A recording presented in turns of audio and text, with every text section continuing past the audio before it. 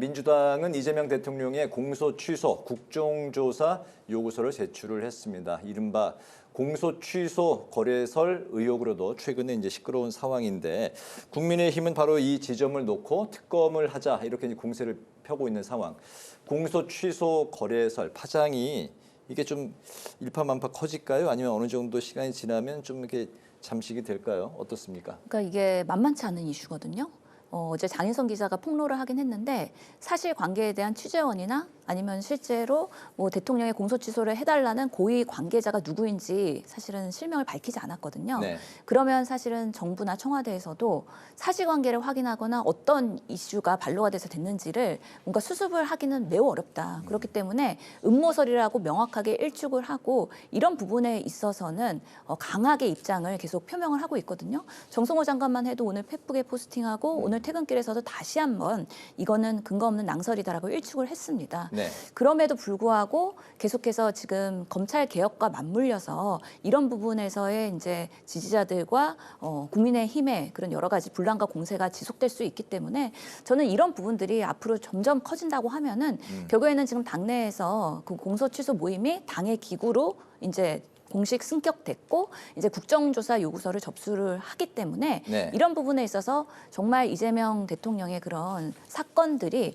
검찰의 조작 기소로 피해를 본 사실인지에 대한 진실 규명이 국정조사를 통해서 이루어지고 국민들한테 그런 낱낱이 사실관계를 확인을 해드리면서 정말 공소취소가 필요한지 판단을 받아보게 하는 긴 시간의 여정만이 이 부분에 있어서 여러 가지의 그런 가십거리나 음모나 여러 가지 그런 이슈들을 일축할 수 있는 그런 공방의 싸움이 되지 않을까라는 생각을 합니다.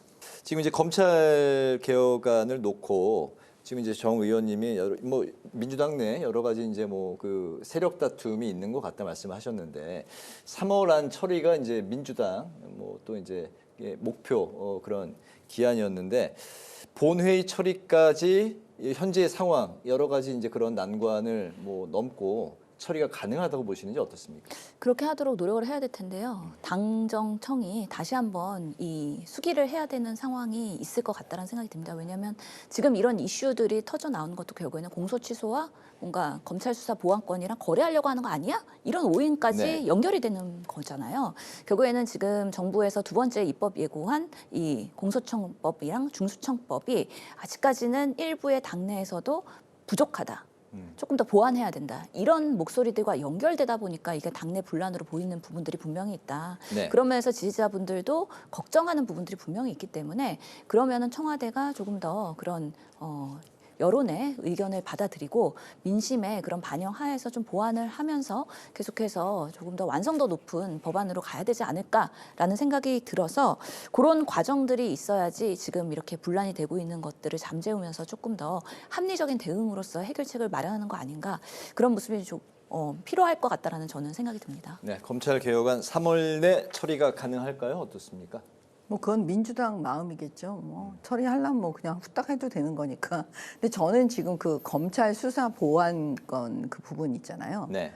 근데 이 정치하시는 분들이 지금 강구하시는 게 뭐냐면 그 정치인 범죄라든가 예를 들면 고관 대작의 범죄라든가 그런 건 그냥 보안 수사권 없애고 그냥 알아서 경찰에서 수사해서 그냥 넘기면 저는 그거는 뭐 그들이 선택한 거니까 어쩔 수가 없잖아요. 근데 보세요. 제가 지금 바닥에 많은 이제 그 어려운 분들 사건을 도와주고 이제 하고 하다 보니까 무슨 일이 벌어지냐면 그 국민들, 백성들은요. 지금 1,000만 원, 2,000만 원, 1억 이런 사기 범죄 엄청 많아요. 네. 근데 그게 지금 경찰에서 감당도 안 되고 좀 부족해요.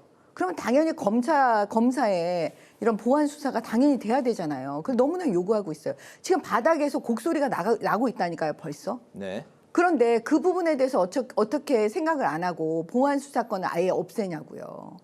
아니 국민들을 생각해야죠. 그래서 저는 차라리 국회에서 이번에 민주당한테 호소하고 싶은 게 뭐냐면 분리시켜라. 고관 대작에 대해서는 보안 수사권을 없애든 건 그들이 알아서 하는 거니까 하고 네. 일반 국민들의 사기죄, 횡령죄, 배임죄, 성폭력범 이런 거 많잖아요. 그런 일반 국민들의 그런 범죄, 그런 사건, 고소 사건 이런 거에 대해서는 보안 수사권은 반드시 있어야 됩니다. 네. 예, 그분들의 목소리 지금 바닥에서 저를 찾아와서 하는 그런 많은 얘기들, 예, 변호사들을 지금 찾아가서 다 거의 똑같은 말씀들 하고 계시거든요. 예. 이거를 국회가 반드시 수렴해야 된다. 아니면 정말 이재명 대통령 그 정권 말기에요. 굉장히 어려워질 수 있습니다. 알겠습니다. 보안 수사권 이야기까지 이제 또 네. 나왔습니다. 아무튼 뭐 이 이슈를 또 다루면 시간이 좀 길어질 것 같은데 다음에 기회가 있으면 오늘 못한 이 말씀 또 듣는 기회를 갖기로 하고요. 마지막 이슈는 좀 짧게 듣겠습니다. 당정이 중동 사태로 인한 유가 환율, 물가 대응책 마련에 나왔습니다.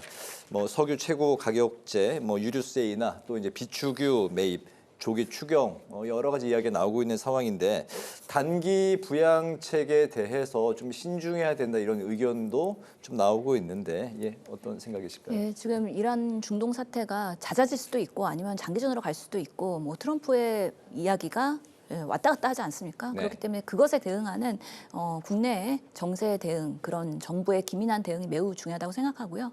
여전히 여러 가지 주가는 부양되고 하고 있지만 실제로 실물 경제에서는 어려움이 있고 그렇기 때문에 현장에서 정말 필요한 부분에 있어서 지원책이 필요하다 그러면 그런 부분에서 제도적으로 그리고 예산적으로 추경까지 포함해서 해볼 수 있다라고 생각을 합니다.